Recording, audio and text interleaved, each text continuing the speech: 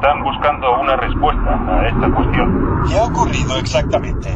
Hay un F-16 volando bajo cerca del suelo. ¿Son militares golpistas? El aeropuerto de Ataturk se encuentra... A continuación les ofrecemos una noticia de última hora. ¡Adelante, chicos! ¡Vamos, vamos!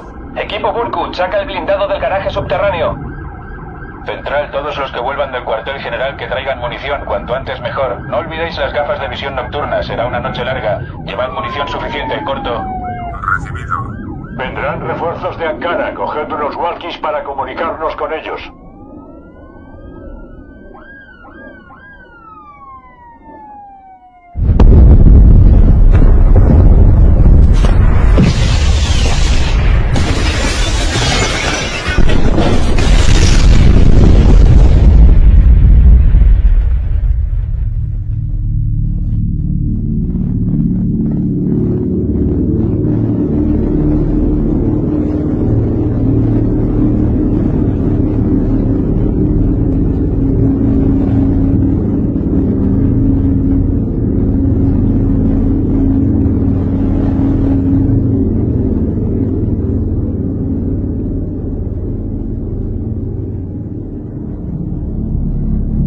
¡Dios mío!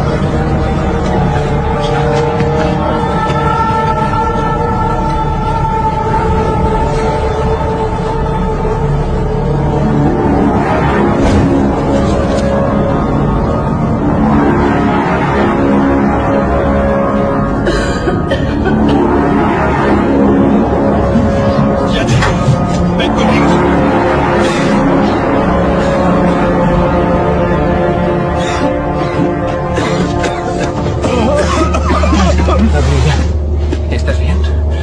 ¿Te han herido? No te asustes, ¿vale? No te va a pasar nada.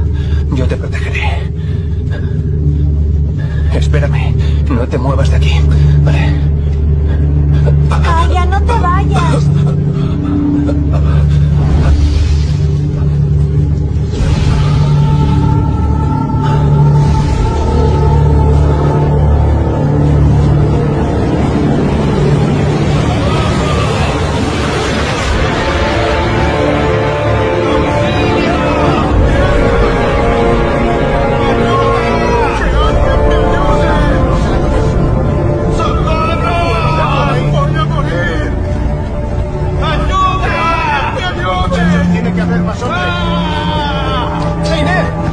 ¡Seiner!